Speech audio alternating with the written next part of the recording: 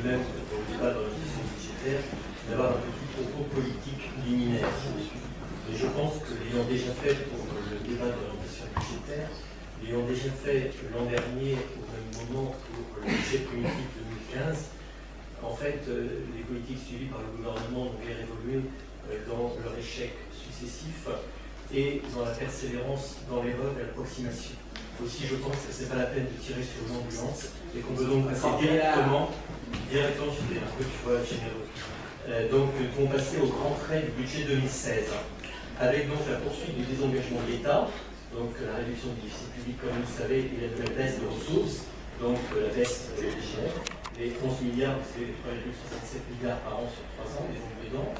2016, donc l'année de la réforme territoriale, donc c'est un budget charnière effectivement, puisqu'on met en place ce schéma de coopération intercommunale. Alors il faut s'habituer, donc CASGBS, la communauté d'agglomération Saint-Germain-Boucle de Seine. Donc une structure fiscale profondément modifiée, mais l'objectif, et c'est le point majeur de ce budget primitif 2016, c'est la stricte neutralité fiscale en taux pour le contribuable. Voilà. Il n'y a plus le même nombre de collectivités qui perçoivent l'impôt, mais les taux restent identiques en neutralité absolue. On a donc également un désengagement du conseil départemental qui est contraint de mettre un terme à ses financements pour les structures de petite enfance. Ça représente à peu près 300 000 €. Et là aussi, c'est dû à la baisse, bien sûr, de la DGF et donc des dotations de l'État. Donc les charges de personnel bien maîtrisées, il faut poursuivre dans ces efforts de rationalisation et de mutualisation. Les incidences de la réouverture du centre aquatique en année pleine, ce sera la première année 2016, donc bien sûr, en année pleine. Et également une année charnière, puisqu'on termine de gros investissements, mais on réfléchit, malgré la conjoncture difficile, à une vraie programmation ambitieuse et une réflexion sur les projets futurs. Donc, comme vous le savez, et nous y sommes obligés conformément à l'article 2305 du Code général des collectivités territoriales, donc les résultats sont affectés par l'Assemblée différente, donc par nous, après constatation des résultats définitifs lors du vote du Conseil des comptes administratifs. Mais il est possible de le faire par anticipation sur la base d'une fiche de calcul qui a été approuvée par le comptable et établie par l'ordonnateur. Et donc, les comptes 2015 du budget ville font apparaître donc en section de fonctionnement un excédent de 6 668 000, auquel on ajoute au résultat antérieur de 4 080 000, soit 10 748 584,57 €. Un besoin de financement d'investissement des 871 000 € que vous voyez, et également des restes à réaliser, donc en dépenses 4 723 000, en recettes 527 000, soit un solde de 4 196 000, et un disponible à reprendre en section de fonctionnement de 5 681 000, sachant qu'on affecte en réserve au compte 68 la somme de 5 067 000 qui correspond au déficit d'investissement des 871 000 et également aux 4 196 000 de solde des restes à réaliser. Donc, c'est ce que nous voterons tout à l'heure.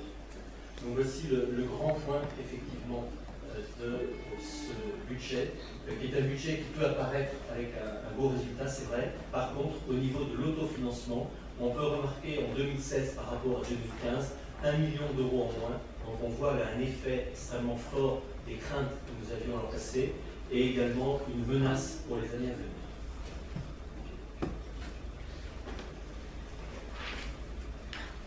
Les grands agrégats du budget primitif, donc le budget ville 63 millions 9, fonctionnement 44 millions 4 et l'investissement 19 millions 5, les points à avoir en tête je pense, et si on consolide avec les budgets effectivement annexes, on arrive à un montant cumulé de 72 701 millions d'euros. Le personnel au 1er janvier 2016, 533 emplois permanents, 487,11 agents équivalents temps plein. Nous allons donc, comme à l'habitude, passer d'abord par le fonctionnement, puis ensuite l'investissement. Donc, les dépenses de fonctionnement que vous pouvez apprécier, donc 29 758 000 à comparer à 29 148 000, qui progressent en 2016 sous l'effet de deux facteurs. La comptabilisation, effectivement, en section de fonctionnement de l'intégralité des dépenses d'entretien de la voirie. Donc ça, c'est un élément nouveau à prendre en compte puisque ça change de secteur. Par contre, à ce propos, ce qui est intéressant avec les dépenses d'entretien de la voirie, c'est qu'elles sont désormais éligibles au fonds de compensation des TVA, ce qui est plutôt bien au niveau recettes. Et également donc, le fonctionnement en année pleine du centre aquatique.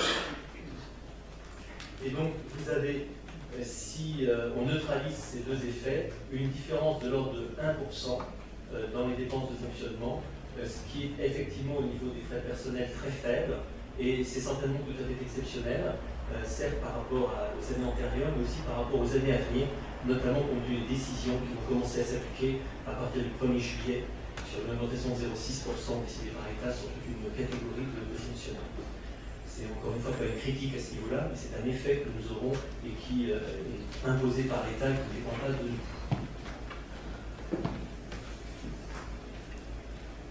Donc, comme on vous l'indiquait, donc hors centre aquatique, on a donné 7 605 plus 0,35%. Donc là, c'est le fonctionnement quotidien des services, le maintien et l'entretien du patrimoine. On cherche effectivement à diminuer les dépenses, mais au niveau du patrimoine, bien évidemment, si on n'entretient pas régulièrement, ça coûtera plus cher ensuite. Donc il faut doser les investissements au plus juste. Au niveau des dépenses courantes, vous avez toujours, et notamment sur les fluides, des efforts qui sont faits, mais il y a également évidemment la météo qui est plus clémente, qui a pu favoriser au niveau gaz, mais aussi le contrat avec le CIGEF, un contrat groupe qui nous permet donc d'avoir des prix plus bas du fait de la négociation groupée qu'on a, et également avec la RPA, même si c'est ensuite remboursé par ailleurs. On négocie évidemment au plus juste toutes ces contributions, tous ces coûts. Donc sinon, vous pouvez noter également donc, évidemment la baisse du baril pour les carburants au niveau des centres des véhicules numériques. Donc hors l'effet des transferts, donc la diminution des achats de fournitures, 52 000 € et dépenses d'entretien, la poursuite de la diminution des frais de télécommunication. Alors ça, c'est un poste depuis 10 ans qui est formidable, parce que tous les ans, pratiquement, on arrive à gagner quelque chose sur les frais de télécom, ça continue.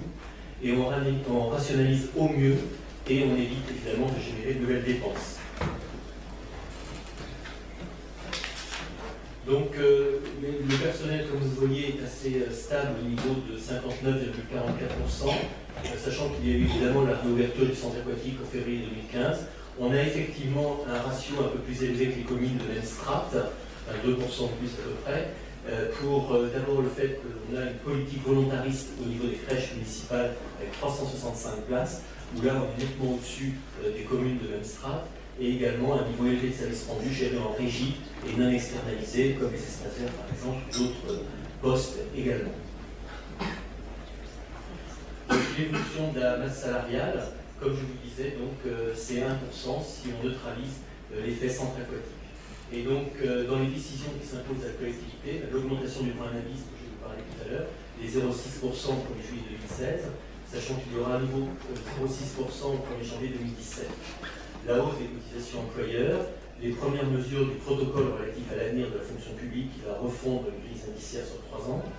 Alors, dans l'autre sens, ça arrive de temps en temps la baisse de la cotisation CFPT et l'augmentation du SMIC qui concerne très peu d'agents puisque ce sont essentiellement sur les stagiaires.